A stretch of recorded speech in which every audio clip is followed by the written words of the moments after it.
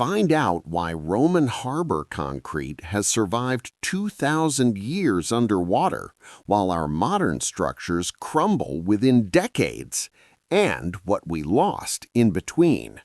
Chapter 1. The Crumbling Present. We open our story with a shot that instantly and mercilessly exposes the arrogance of modern engineering before the infinite power of nature. Where a boundless, storm-racked ocean, the color of deep lead, collides with the monolithic gray constructions of human civilization.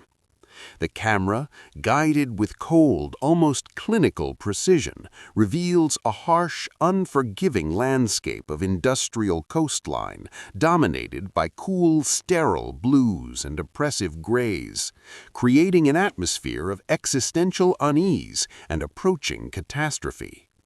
The narrator's voice, deep and resonant, cuts through the roar of the waves, drawing the viewer to the core of a growing global crisis unfolding before our very eyes, yet often passing unnoticed by the average passerby.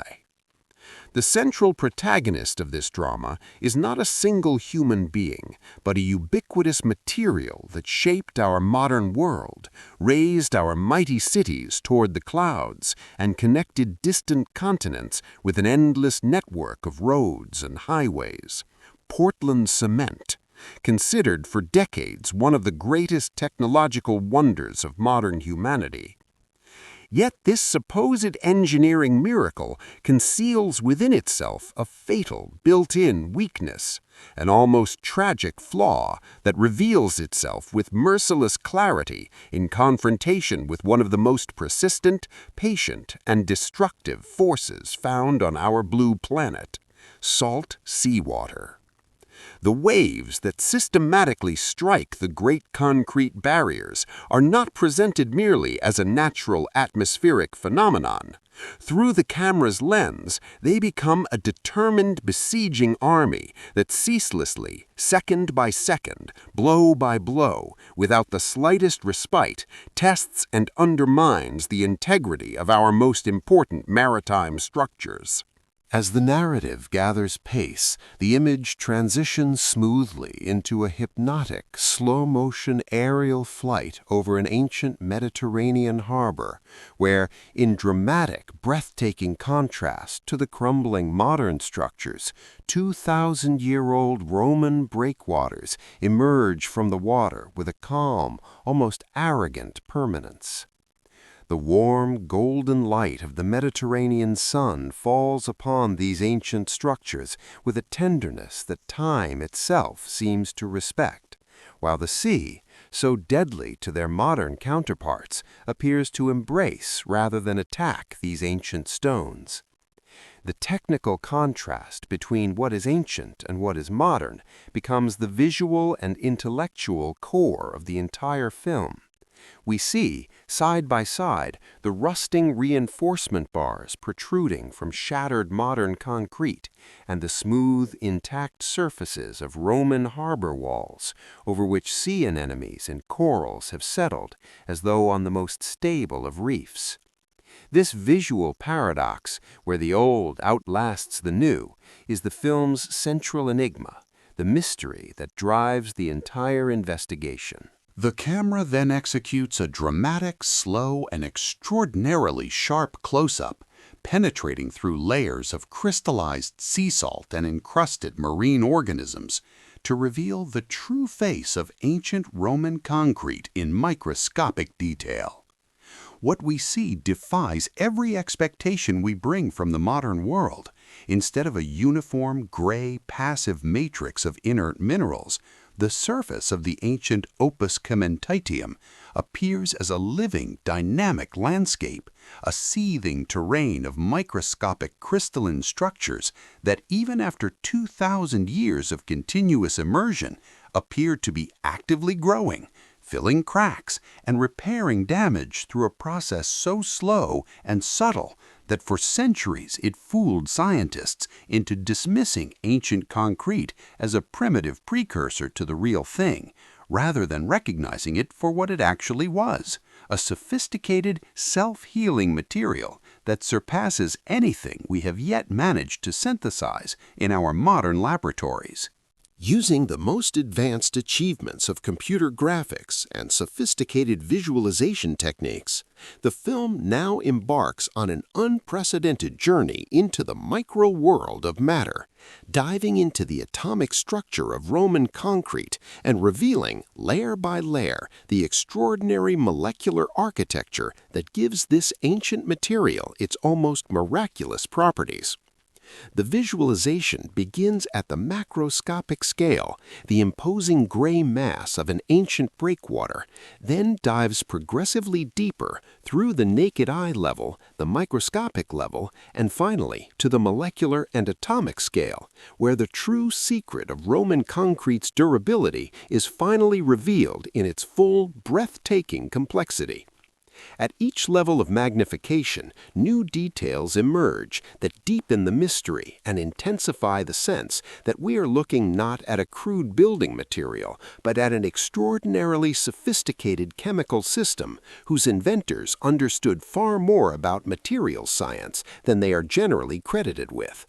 In this microscopic virtual environment, amid the blue glow and the molecular models slowly rotating in three-dimensional space, we encounter for the first time the key protagonist of the entire investigation, aluminum tobermorite. This unusual calcium silicate hydrate mineral, named after the village of Tobermorite on the Scottish island of Mull, where it was first discovered in the 19th century, is an extremely rare substance under normal conditions, but has been found in significant quantities growing within the microstructure of ancient Roman marine concrete. The discovery of its presence there is significant precisely because tobermorite is not a material that forms passively or quickly. It requires specific chemical conditions and, crucially, extended time. Its presence in Roman concrete does not mean the Romans intentionally created it, but it does mean that the particular combination of materials they used, mixed and placed in a specific way, created exactly the chemical conditions necessary for its spontaneous growth over centuries of seawater immersion. Transitioning smoothly from the phase of chemical invasion to its brutal mechanical consequences, the documentary confronts us with visceral documentary footage of modern concrete infrastructure in various stages of catastrophic failure. We see harbors where enormous chunks of breakwater have simply fallen away, exposing naked, rusting reinforcement bars that glow orange against the gray sea sky. We see highway bridges where entire sections of the deck surface have delaminated and collapsed. We see coastal apartment buildings where the ground floor walls have been eaten to skeletal ironwork by decades of salt spray. The cumulative visual impact of this sequence is overwhelming. This is not a problem confined to a few poorly built structures or isolated acts of engineering negligence. This is a civilizational scale failure, a systematic flaw in the very material upon which the infrastructure of the modern world is built. The juxtaposition of these images of modern collapse with the footage of intact Roman concrete established at the opening creates a cognitive dissonance so profound that the viewer is forced to confront an uncomfortable but unavoidable question: what did the Romans know that we have forgotten? The story smoothly abandons the sterile, virtual frames of laboratory simulations and lands us in the context of a specific, real human drama. The story of Elias, a Greek harbor engineer in his 50s, whose career has been consumed by the futile attempt to maintain aging concrete harbor infrastructure against the relentless advance of the sea. We meet him standing at the edge of a partially collapsed breakwater on the Aegean coast, the wind pulling at his jacket, his expression a mixture of professional exhaustion and something deeper, the particular grief of a man who has spent his working life fighting a battle he knows, at some level, he cannot win. The interview with Elias is the film's first major pivot from abstract technical argument to human testimony, the point at which the story of Roman concrete stops being an intellectual puzzle and becomes something personally urgent. The interview with Elias, conducted in the convention of raw documentary realism, with the harsh natural light of the Aegean coast doing the cinematographer's work for him, reveals with extraordinary candor the human cost of infrastructure failure. Elias speaks about the town whose harbor he has maintained for 30 years, the fishing community that depends on it, the tourist economy that flows through it, the simple, irreplaceable fact of connection between island and mainland that the harbor makes possible. He speaks about the maintenance budgets that are never large enough, the concrete repairs that last a season before cracking again, the constant negotiation between what needs to be done and what can actually be afforded. His testimony is not dramatic, it is worse than dramatic. It is the quiet, patient testimony of a man who knows exactly what is coming and has accepted that no one in authority is in any particular hurry to prevent it. Following this highly personal human perspective, the narrative dramatically expands its scope, revealing that the crisis Elias embodies is not merely Greek or Mediterranean or even European. It is planetary in scale, and the numbers associated with it are staggering. Global concrete infrastructure, harbors, seawalls, offshore platforms, bridge foundations is estimated to require repair or replacement at a cost of trillions of dollars over the next several decades.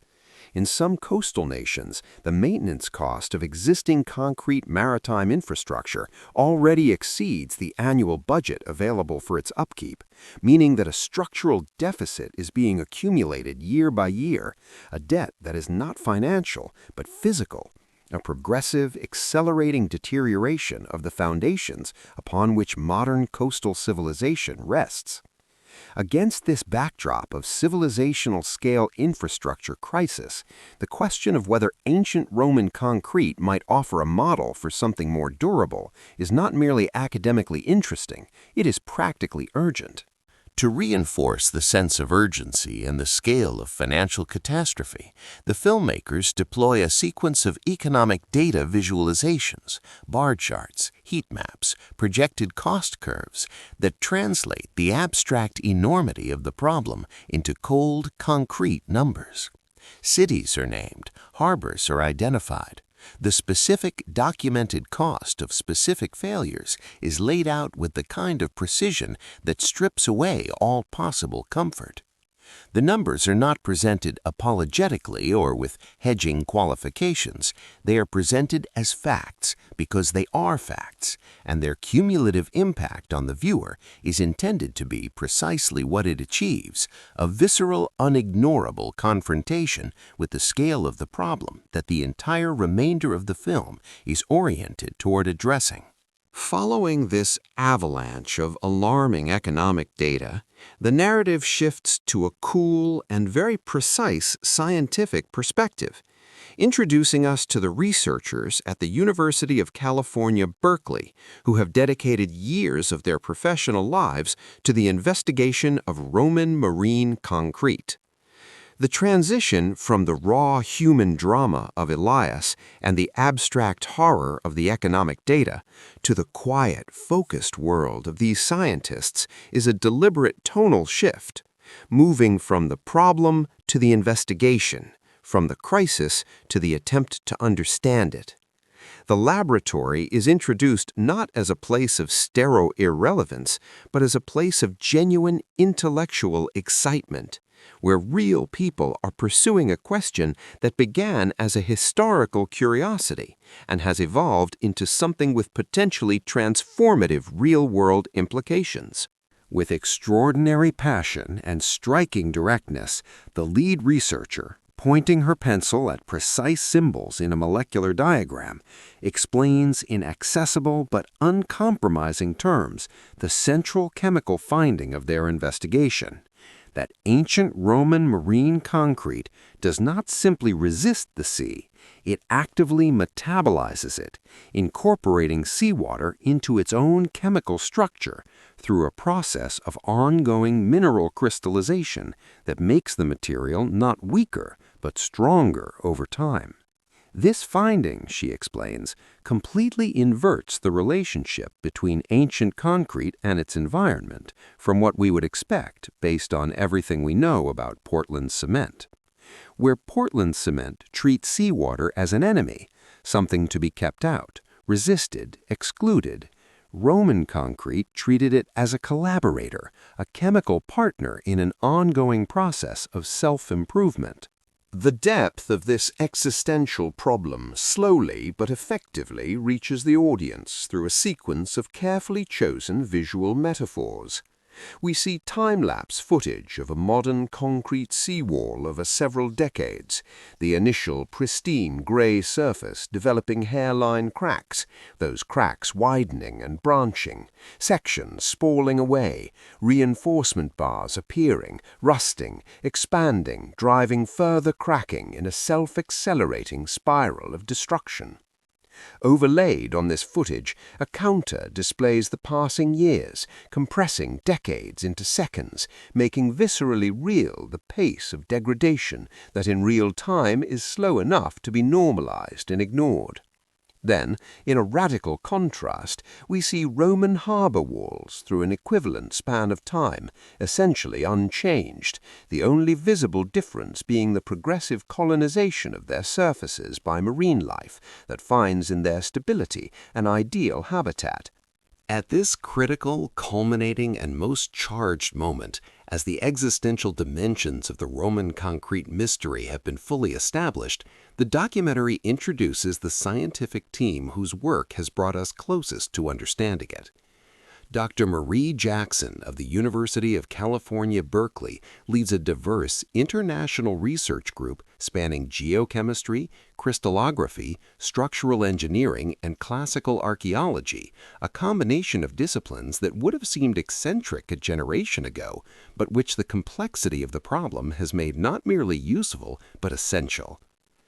Jackson herself is a compelling screen presence, precise, enthusiastic, driven by genuine intellectual excitement rather than the need to perform it, and possessed of the rare quality of being able to explain complex science in a way that is not merely comprehensible, but genuinely exciting to a non-specialist audience.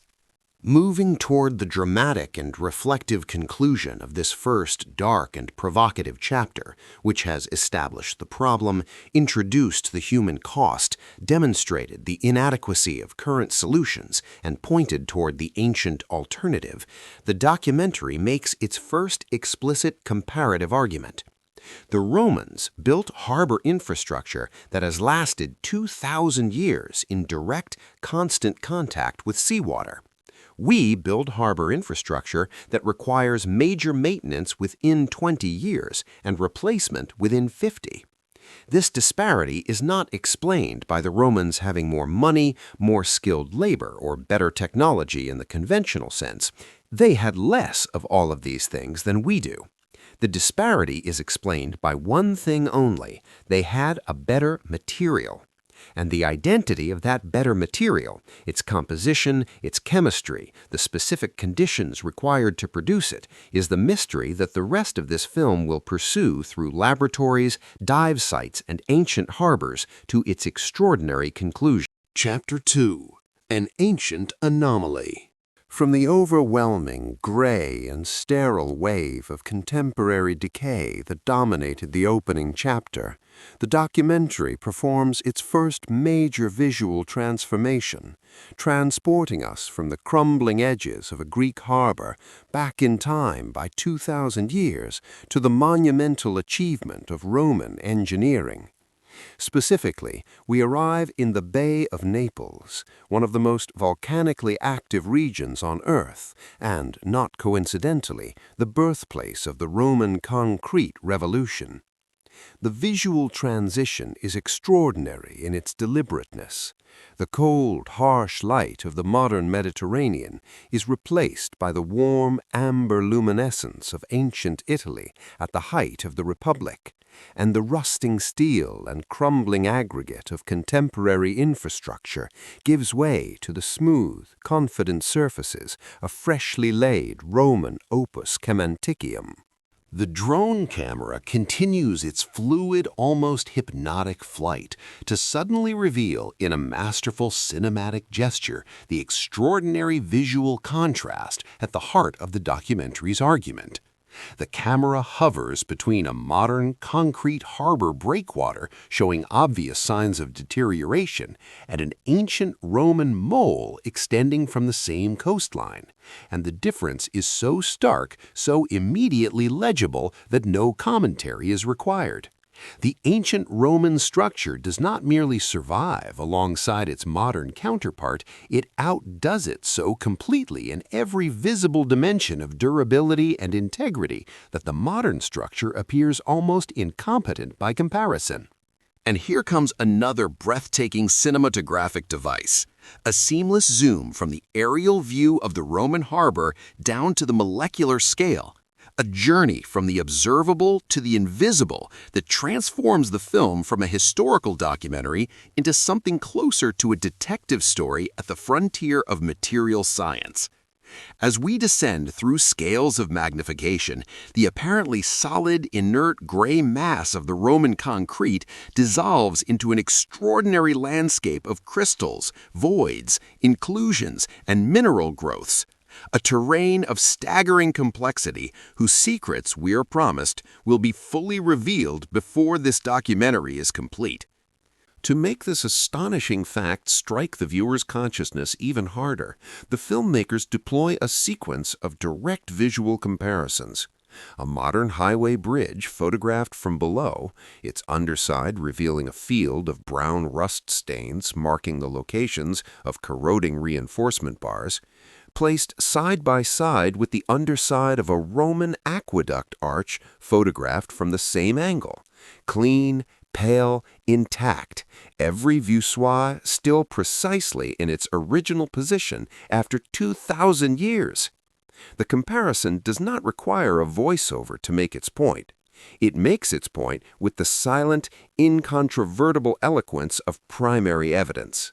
This powerful visual juxtaposition leads smoothly and inevitably to the much more profound question that underpins the entire documentary. Why? Why does Roman concrete not only survive in seawater, but actually grow stronger over time, while our supposedly superior modern material degrades in decades? The answer, we are told, lies in a single critical difference between the two materials at the level of fundamental chemistry, a difference that was not understood or even seriously investigated until the early 21st century, when advances in materials characterization technology finally made it possible to interrogate ancient concrete at the molecular scale, with the precision the question required. The Romans did not fight blindly against the merciless and chaotic forces of nature with blunt instruments of empirical trial and error. They were, the documentary argues, engaged in a process of systematic, if pre-scientific, materials investigation, guided by centuries of accumulated practical experience and, crucially, by access to a natural material that had no equivalent in other parts of the world, the volcanic ash of the Phlegrean fields, known to the Romans as pulvis putiolanus, Pozzuoli dust, after the coastal town near Naples where it was most abundantly found. This material, a fine-grained, highly reactive volcanic deposit produced by the explosive eruptions that formed the Bay of Naples, had properties that Roman engineers discovered empirically and exploited with remarkable sophistication. At this precise, fascinating, and crucial moment in the story, there begins an extraordinary cinematic reconstruction of the Roman construction process in real time, the most technically ambitious section of the film, and the one most directly responsible for its subsequent reputation as a landmark of science documentary filmmaking. We are taken inside the building of a Roman harbor structure using a combination of archaeological evidence, ancient literary sources, and modern materials science to reconstruct the process with a fidelity and detail that no previous documentary on the subject has achieved. It is precisely here, at this dizzying rung in the extraordinarily microscopic world of materials science, that the documentary's central revelation crystallizes with absolute, undeniable clarity. The research team from Berkeley has discovered that aluminum-rich Tobermorite crystals growing within the microstructure of ancient Roman marine concrete over centuries of seawater immersion do not merely fill the cracks and voids in the material, they bond directly to the volcanic ash particles in the cement matrix, creating a reinforcing network of crystalline fibers that actively counteract the mechanical stresses caused by wave action and tidal movement. In other words, the sea does not destroy Roman concrete, the sea makes it stronger. And the mechanism by which it does so is one of the most elegant, unexpected, and humbling examples of unintended engineering perfection in the entire history of human technology. Chapter 3. The Berkeley Expedition. The year is 2017. And the cool, sterile, blue-toned fluorescent lights of the University of California, Berkeley laboratories cast a sharp, analytical glow over a room entirely dedicated to unraveling a 2,000-year-old enigma. At the center of this organized chaos of modern scientific inquiry stands Marie Jackson, the lead researcher, and a deeply passionate geologist whose career has been defined by a relentless curiosity about the materials of the ancient world. Her office is a fascinating juxtaposition of eras, an intricate web of history and cutting-edge technology, where towering stacks of peer-reviewed geology journals share desk space with heavily annotated translations of Vitruvius and Pliny the Elder. The camera focuses closely on her face, capturing the profound determination and unwavering anticipation etched into her features as she leans over a massive, incredibly detailed topographical map of the Bay of Naples and the ancient harbors of the Roman Empire. Her finger traces the jagged coastline, pointing specifically to the submerged ruins of Portus Cassanus and Baiae, areas where the ancient Roman concrete structures have defied the immense crushing power of the sea for millennia. In this cinematic documentary style, the lighting in the office is intentionally kept to a crisp, modern blue palette, emphasizing the rigorous empirical nature of their current academic environment. But as Marie speaks about the brilliance of Roman engineers, the lighting's subtle shifts.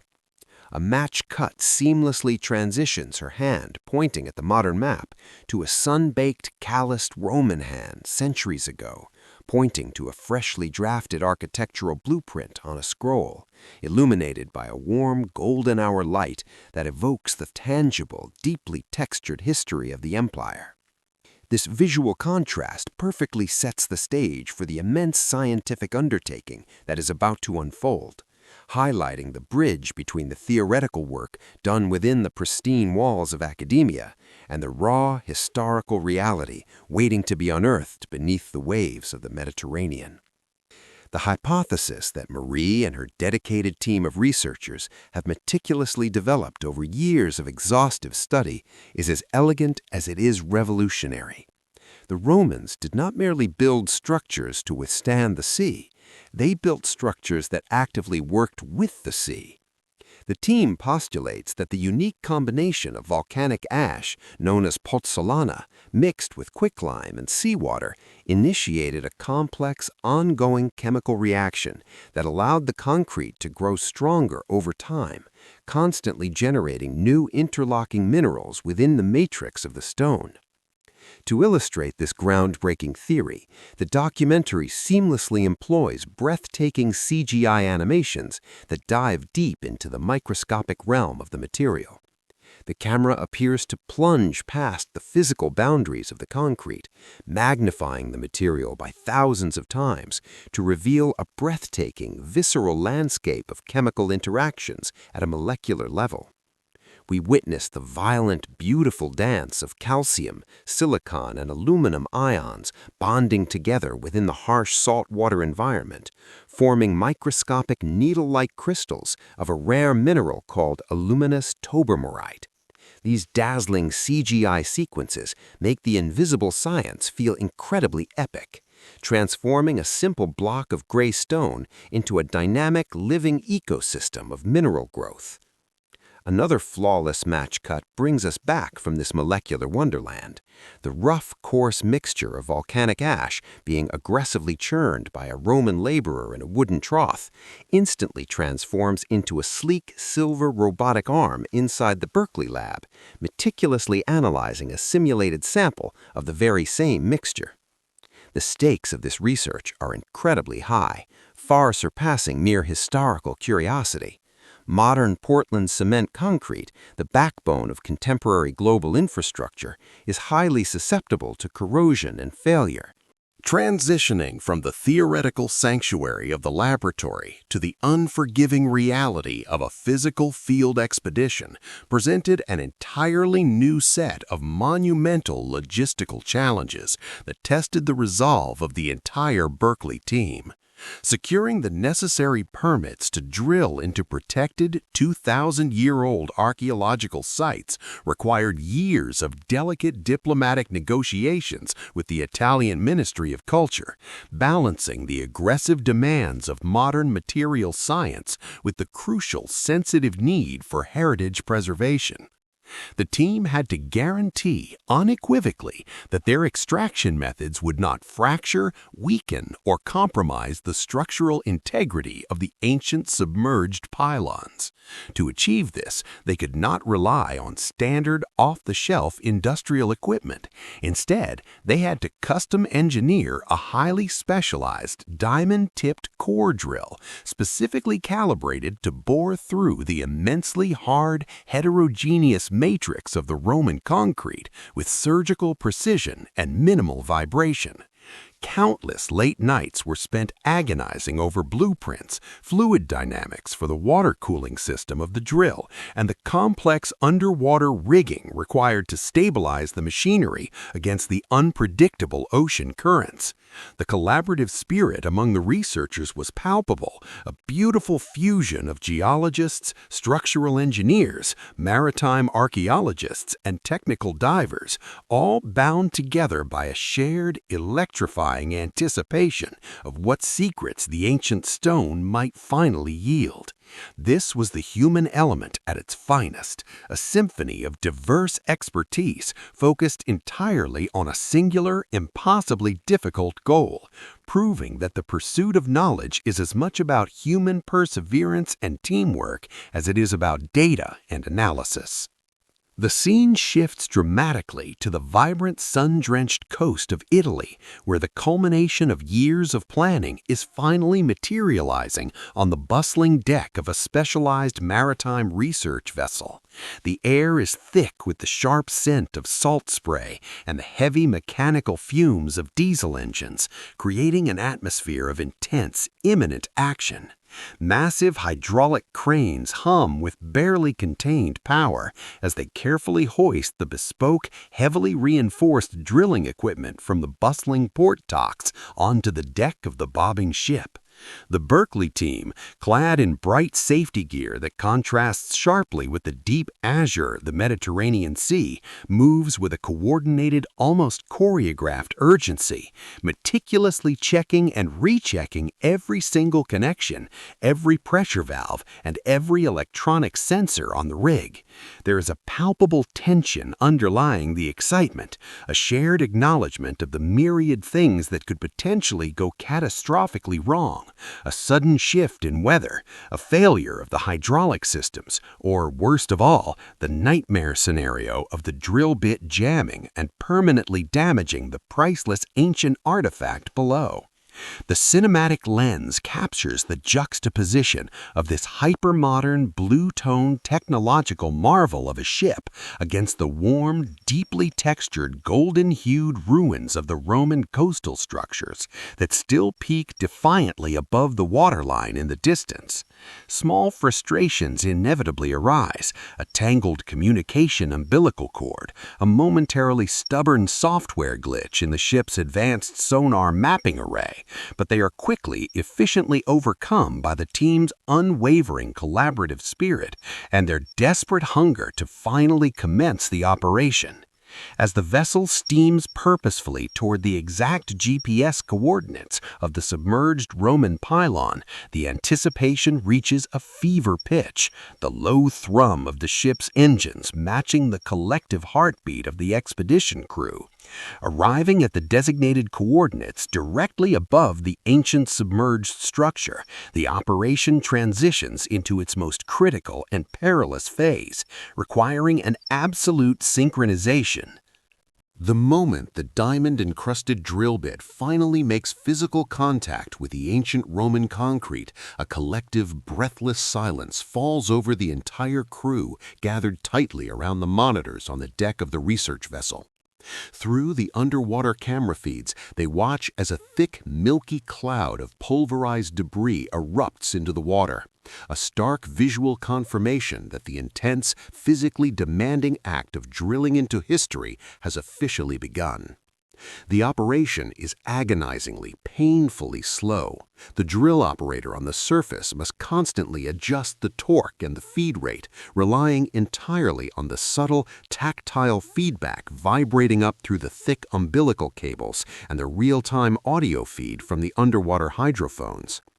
They are actively cutting through a highly complex, heterogeneous material, a chaotic, beautiful matrix of dense volcanic ash, solid chunks of pumice, incredibly hard aggregate stones, and the incredibly tough calcium silicate hydrate binder that holds it all together.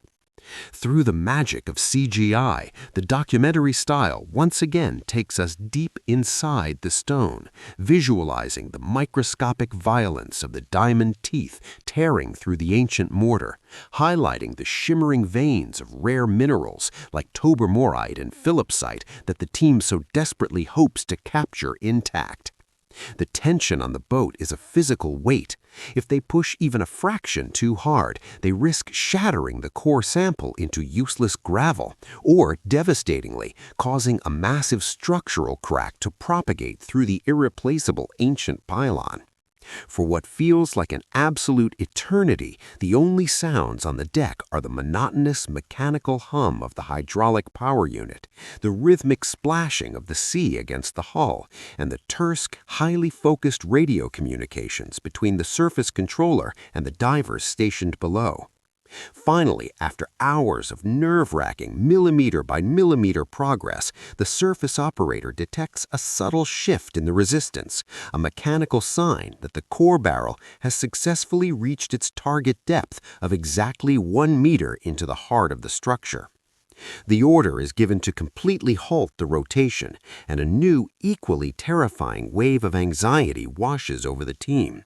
The excruciatingly delicate process of extracting the core barrel without breaking the priceless sample trapped inside. Reversing the heavy hydraulic mechanism, the divers meticulously work to break the sample free from the bedrock, applying just enough lateral pressure to snap the base of the core, while praying that the internal friction of the barrel is sufficient to hold the heavy, wet cylinder of ancient concrete securely in place. The underwater footage shows the divers giving a hesitant, then firm thumbs up to the camera, signaling that the extraction is complete, prompting a massive, spontaneous cheer of relief to erupt among the tightly wound Berkeley scientists on the surface. Slowly, the powerful deck crane whines as it begins to haul the massive, waterlogged drilling apparatus up from the depths, the thick steel cable pulling taut with the immense weight of the machinery and the historical treasure hidden within. As the heavy steel core barrel finally breaches the surface of the Mediterranean Sea, water cascades down its sides in sparkling, triumphant sheets under the bright afternoon sun, marking the physical culmination of years of theoretical postulation and relentless logistical planning. The entire expedition team, discarding their previous adherence to sterile scientific protocol in the face of overwhelming human emotion, rushes forward toward the examination table, their eyes completely locked on the dripping metallic cylinder swaying gently from the crane. The crane operator carefully lowers the barrel onto the sturdy steel table, and an absolute, almost religious silence falls over the deck as the lead technician steps forward with a specialized extraction tool to push the sample out of its casing.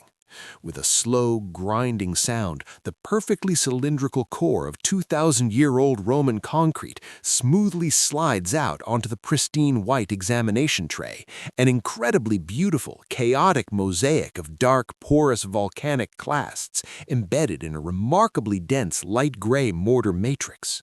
The team leans in, their faces illuminated by the warm golden hour sunlight that perfectly mirrors the lighting of the historical reenactments, their expressions a powerful mixture of absolute awe, profound relief, and an intensely hopeful excitement. This is the emotional climax of the expedition. They are literally staring at a tangible, preserved piece of the past, a pristine, undisturbed cross-section of an empire's engineering prowess that holds within its microscopic structure the desperately needed answers to the future of modern construction. Almost immediately, the rigorous discipline of modern science reasserts itself, completely overriding the momentary pause of awe as the team springs into a meticulously choreographed routine of preservation, ensuring that not a single drop of the ancient chemical environment is lost to the open air. A deeply focused scientist, moving with the precise, practiced hands of a surgeon, immediately begins the critical process of meticulously labeling the core, assigning it a unique alphanumeric identifier that will track its existence through years of future laboratory analysis. Working with incredible speed and care, they wrap the entire cylindrical sample in multiple layers of specialized, completely impermeable plastic film, aggressively sealing out the modern atmosphere to preserve the delicate 2,000-year-old moisture levels and the fragile chemical equilibrium locked within the pores of the stone. The core is then carefully placed into a rigid, heavily padded PVC tube, capping the ends tightly and securing it with thick tape, transforming the raw, ancient artifact into a highly protected, sterile scientific specimen ready for transport back to the advanced laboratories in California. This meticulous sealing process is filmed with a sharp, cool-toned visual style, emphasizing the intense clinical rigor required to extract reliable data, beautifully contrasting with the rough, organic, and deeply historical nature of the material itself. The human element shines through once again as the scientists share exhausted, knowing smiles, the small frustrations of the long day entirely forgotten, replaced by the profound, shared satisfaction of having successfully executed one of the most complex archaeological core samplings ever attempted.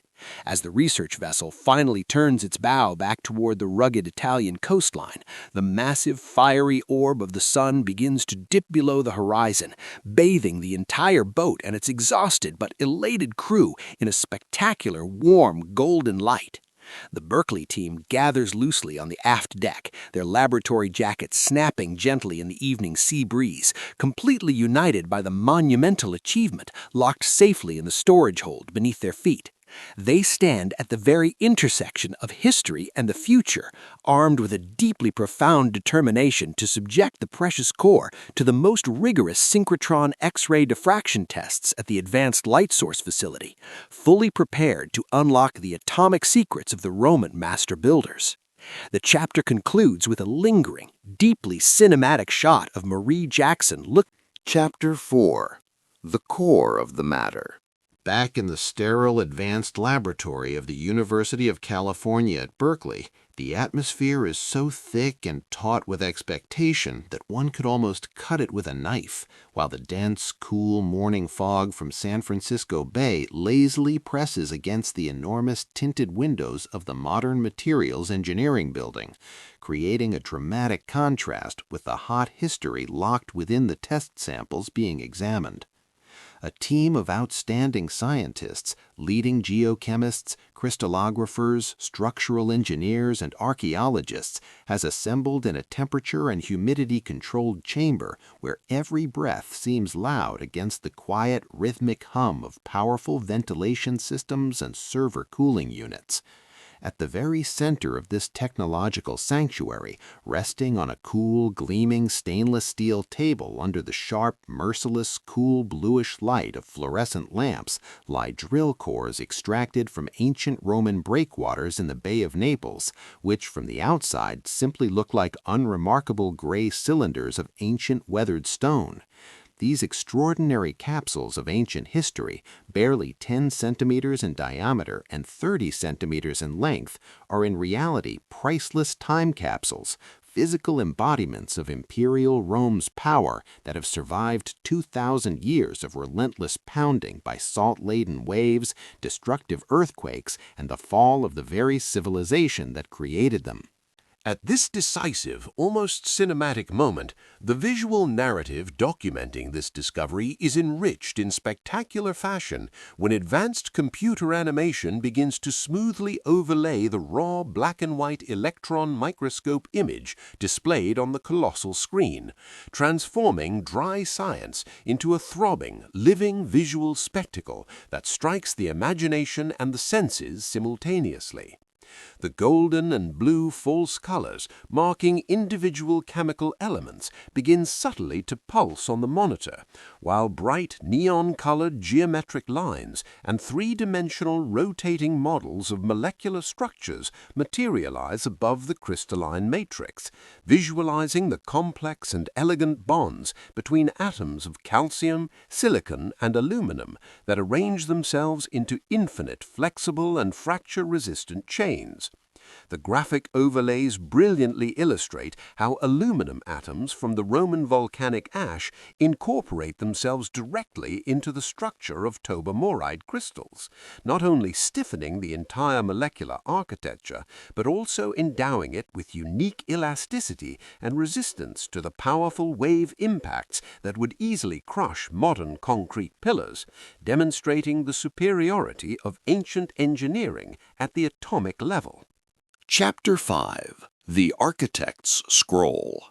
To fully understand the breakthrough discovery concerning Roman concrete, our journey must begin with a dramatic shift of perspective and a journey back in time to an era when science was not yet isolated in sterile laboratories, but was born in the dust and toil of construction sites. The documentary camera, until now cool and analytical, shows in macro close-up a modern robotic arm in a materials testing laboratory, coldly and emotionlessly examining a crumbling, crack-filled sample of modern concrete taken from a bridge only a few decades old. In a fraction of a second, a visually masterful match cut occurs. The gleaming metal and cool bluish lighting seamlessly dissolve into the rough, dust-covered, work-worn hand of a Roman craftsman. That hand, as precise as any modern machine, but guided by living, pulsing experience, mixes mortar with feeling in a wooden trough. The cool blues and sterile white of modernity yield to the deep, warm, saturated colors of early evening, the golden hour that enfolds ancient Rome in the 1st century BCE. The sensuousness of this transition is striking. The image acquires an almost tactile texture, and we can perceive every detail, from the coarse weave of the craftsman's linen tunic to the rough surface of stone blocks awaiting placement, to the particles of volcanic dust swirling in the warm, amber rays of the setting sun. Chapter 6. The Fire of Pozzuoli. The breathtaking cinematic journey begins with a sweeping, majestic aerial shot gliding effortlessly high above the azure, shimmering waters of the Mediterranean Sea, gradually turning towards the iconic crescent curve of the Bay of Naples.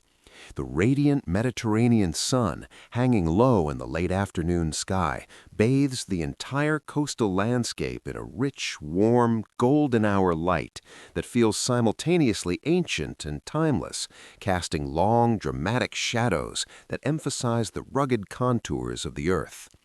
Dominating the distant horizon, casting a long, imposing shadow over the fertile Campanian plains, is the brooding, twin-peaked silhouette of Mount Vesuvius, a sleeping giant whose true, terrifying potential is yet to be fully unleashed upon the unsuspecting world of antiquity.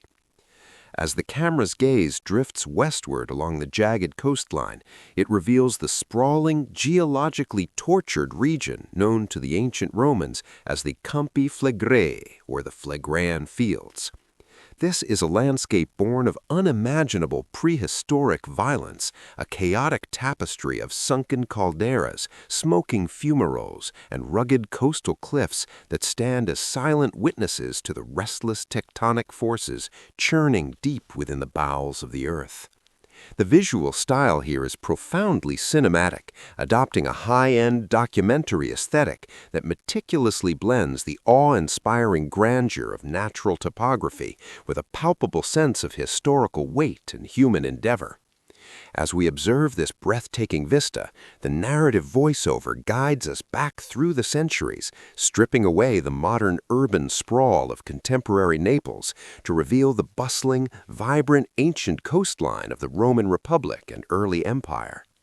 It is here, nestled amidst the volcanic craters and the sulfurous air, that the ancient master builder Vitruvius directed the attention of his readers, pointing them toward a seemingly humble, dusty material that held the unparalleled power to transform the architectural destiny of Western civilization.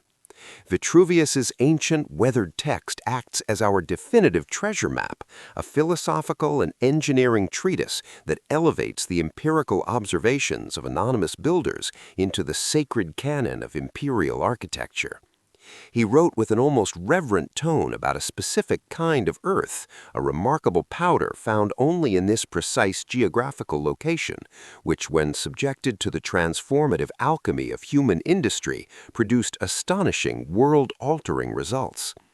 This sweeping aerial introduction not only establishes the breathtaking geographical context of our story, but also sets a profound emotional and thematic tone centered around the profound discovery and the humbled acknowledgement of nature's terrifying yet deeply useful primordial power. The Romans, looking upon this steaming, fiery landscape, did not merely see a chaotic wasteland to be feared or avoided. Instead, with their characteristic pragmatism and unparalleled engineering genius, they recognized a vast, untapped reservoir of geological energy waiting to be harnessed for the glory of Rome. Moving deeper into the heart of the Campi Flegrei, the camera descends from the heavens to explore the visceral terrestrial reality of this unique geological anomaly. The burning fields, as they were known, were steeped in profound mythological significance, widely believed by the ancients to be the very forge of Vulcan, the god of fire, or even a hidden perilous entrance to the grim underworld of Hades itself. We see close-up high-definition shots of bubbling, viscous mud pits and jagged fissures in the rocky earth, forcefully expelling superheated steam and noxious sulfurous gases into the humid coastal air. The air here shimmers and warps with the intense geothermal heat, creating a mesmerizing, almost hallucinatory visual effect that blurs the line between the physical world and the realm of myth.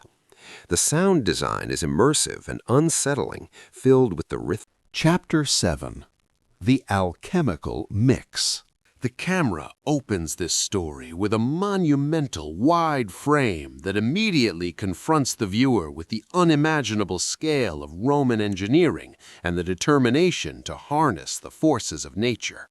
We are at an enormous construction site for a newly rising seaport, bathed in the warm, amber light of a late afternoon, the so-called golden hour, which lends every mote of airborne dust a magical, luminous radiance. This is not merely a work site, it is a pulsing, chaotic, yet precisely organized organism in which thousands of human lives functioned like the perfectly oiled gears of a mighty machine. The visual style of this opening evokes the highest class of documentary production, where raw historical reconstruction blends with an artist's attention to every detail. The air is dense with dust, smoke from nearby kilns, and the sharp smell of sea salt mingling with the scent of human sweat.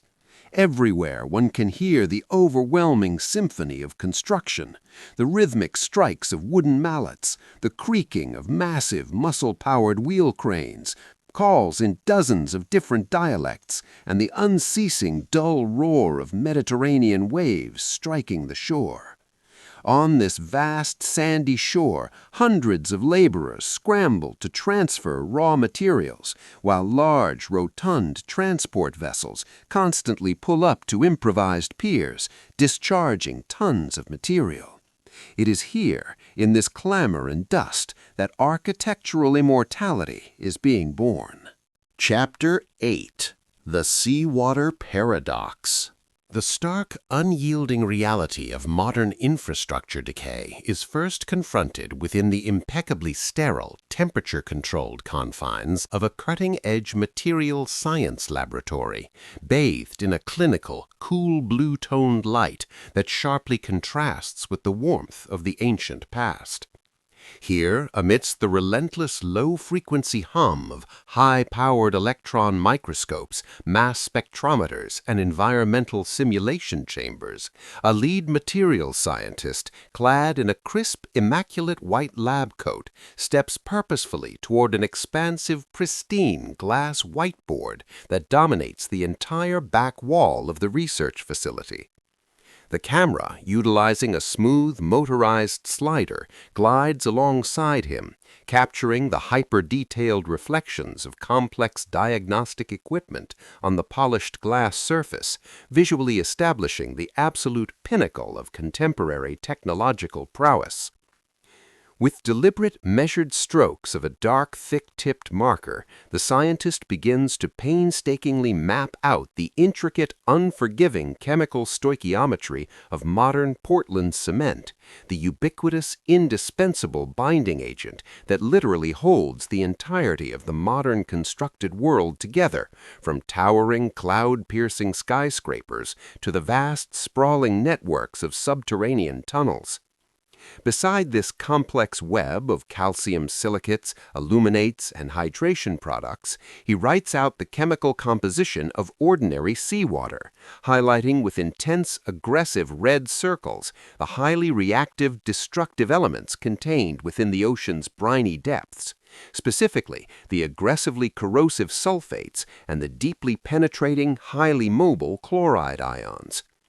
As he speaks directly to the documentary crew, his voice resonates with a mixture of profound scientific respect and underlying frustration, meticulously explaining that the very oceans that cover over 70% of our planet represent an incredibly hostile, inherently toxic, and utterly unforgiving chemical environment for the modern concrete upon which humanity has so heavily relied for the past century and a half. The visual language of the scene emphasizes a profound sense of vulnerability despite the gleaming, state-of-the-art laboratory setting and our seemingly godlike understanding of molecular chemistry. The scientist's stark diagrams unequivocally illustrate a fatal, inescapable flaw at the very heart of modern engineering, setting the stage for a deeply unsettling realization about the impermanence of our supposedly durable modern monuments. Continuing his deeply analytical presentation, the scientist pivots to visually deconstruct the specific, insidious mechanisms of chemical attack that render the oceanic environment a virtual death sentence for modern concrete structures, utilizing the whiteboard to trace a devastating cascade of microscopic destruction. He meticulously illustrates how the dissolved sulfate ions, abundant and ever-present in natural seawater, ruthlessly target and chemically attack the specific aluminate phases that are inherently present within the hydrated matrix of standard Portland cement, a reaction that is as inevitable as it is destructive. Through a combination of intricate hand-drawn diagrams and digitally superimposed graphical overlays that float seamlessly in the negative space of the laboratory, the documentary reveals the formation of a secondary, highly problematic mineral compound known as ettringite, which crystallizes aggressively within the already hardened, unyielding cementitious paste. The scientist dramatically emphasizes the critical, fatal physical characteristic of this newly formed ettringite. It requires significantly more physical volume than the original precursor compounds it replaces, leading to a catastrophic, unrelenting volumetric expansion deep within the supposedly solid internal structure of the concrete block. This relentless microscopic swelling acts like millions of infinitesimal wedges. Chapter 9. The Crystalline Heart. Tobermorite. The cold, sterile light of the modern laboratory vibrates at an inaudible frequency, reflecting off polished stainless steel surfaces and high-resolution monitor screens, creating an atmosphere of absolute, cool objectivity. At the very center of this sterile sanctuary of science rises the majestic, almost monolithic column of a scanning electron microscope, a machine capable of bending the barriers of human perception and peering into the very foundations of matter. Dr. Elena Rostova, the lead materials researcher, bends over a microscopic, seemingly unremarkable fragment of gray rubble, carefully manipulating it with precision tweezers whose tips are thinner than a human hair. This piece of concrete, extracted from an ancient Roman breakwater at Portus Cosanus, looks from the outside like an ordinary time-worn stone, but is in reality a time capsule, a carrier of a secret that for 2 millennia has resisted the fury of the Mediterranean. At this moment, there occurs a masterful cinematic cut. The researcher's hand in its blue nitrile glove, holding the sample in the cold fluorescent light, dissolves seamlessly into the calloused, volcanic dust-covered, sweat-beaded hand of a Roman laborer from the 1st century CE. We are now on an ancient construction site, bathed in the warm, golden light of the setting sun, the air heavy with the smell of salty sea breeze, slaked lime, and biting dust. The worker plunges his hand into a wooden trough, struggling to mix the thick, sticky mass of mortar, with absolutely no awareness that he is initiating one of the most extraordinary, slow chemical processes in the history of engineering. Chapter 10. A self-healing stone. Modern materials engineering, despite its undeniable technological advancement and its reliance on extraordinarily complex mathematical models, has been trapped for decades in a fundamental, almost philosophical impasse, the unceasing, intrinsically doomed struggle against the merciless law of entropy. When we look at modern structures built of reinforced concrete and Portland cement, we see materials designed exclusively with a finite, predetermined lifespan in mind, one that rarely exceeds a century and in harsh marine conditions more often falls within a few decades. These apparently impressive structures, multi-lane highways, suspension bridges, glass skyscrapers, massive water dams, begin to die inexorably and systematically from the very moment their hydration process ends. In the cool, sterilely clean engineering laboratories lit by the merciless, bluish light of fluorescent tubes, contemporary researchers analyze the processes of degradation with growing frustration, watching as the smallest microscopic cracks instantly become an open gateway for the destructive forces of nature. Rainwater or seawater penetrates the porous structure of modern concrete, carrying with it aggressive chlorides and sulfates that attack, like a silent assassin, the steel reinforcement hidden within. The resulting rust, iron oxide, dramatically increases in volume, generating powerful tensile stresses within the concrete that lead to catastrophic cracking, spalling, and the ultimate disintegration of the entire reinforced structure. This is a strictly linear path toward annihilation, one in which every damage, every smallest crack, is an irrevocable death sentence, merely deferred in time. Chapter 11. The Knowledge Lost. After the period of extraordinary fascination and scientific elation associated with the discovery of the remarkable self-healing properties of Roman concrete, the narrative of our film brutally collides with the painful reality of impermanence, and the tone of the story becomes deeply melancholy and reflective. The viewer is drawn into a darker phase of human history where the monumental engineering knowledge that seemed to be the foundation of an indestructible empire begins slowly to crumble and vanish into the obscurity of the ages. The camera, until now dynamic and energetic in uncovering the chemical secrets of Tobermorite and Pozzuoli, now slows, adopting the perspective of a cool, detached observer who watches with helplessness the disintegration of a great civilization. The decline of the Western Roman Empire was not merely a spectacular military collapse or a political reshuffling of the map of Europe. It was above all the fall of an extraordinarily complex, precisely calibrated economic and intellectual system that for centuries had enabled the construction of structures that resisted the passage of time. The golden hour illuminating Roman aqueducts slowly passes into deep darkness, symbolizing the coming centuries of forgetting. In this slow, almost elegiac transition, we are compelled to understand that technological progress is not a linear and irreversible process. The achievements of science, even the most advanced, are not given once and for all. Their survival depends on a complex web of institutions, trade networks, and cultural transmission. When these foundations are destroyed, even the most revolutionary technologies can be lost for millennia. Chapter 12. Odtwarzanie przepisu. Most przez 2000-lecia. The transition from the past epoch to the present occurs with a striking visual brutality that immediately reminds the viewer of the enormous gulf of time and the technological chasm separating ancient Roman craftsmen from today's researchers.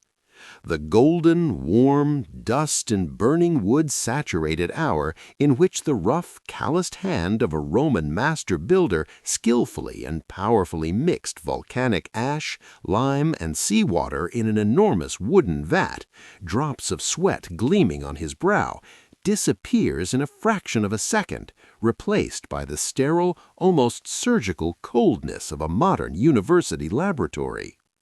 Instead of a sun setting over the Colosseum, we have the sharp, merciless light of fluorescent tubes and the cool bluish glow emitted by dozens of LCD screens and control panels. In the place of the primitive wooden shovel appears the gleaming arm of an industrial robot made of brushed aluminum and titanium, which with micrometric precision measures and transfers samples within sealed vacuum chambers.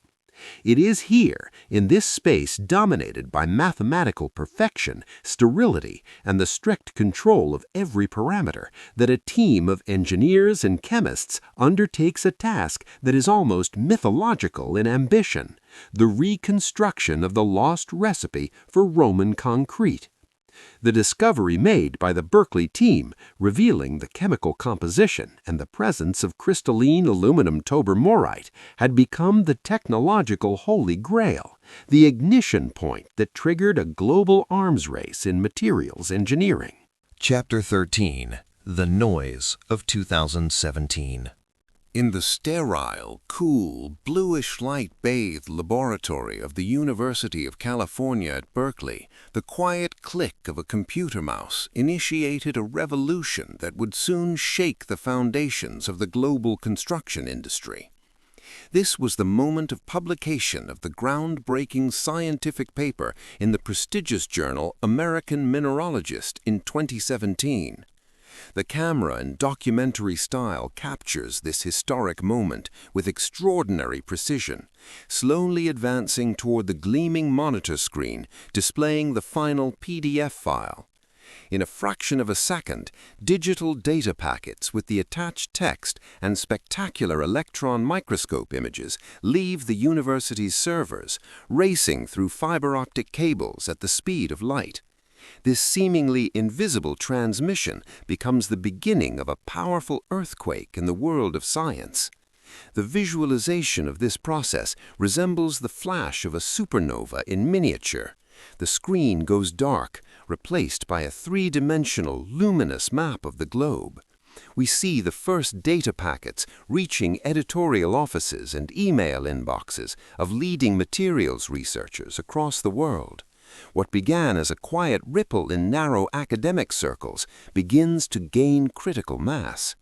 The Berkeley team's discovery, unmasking the chemical secrets of Roman concrete and its self-healing capacity through the crystallization of aluminum Tobermorite, was not merely another historical curiosity. It was an unprecedented challenge thrown down to modern engineering. Chapter 14. The Future of Concrete. Architecture of Eternity.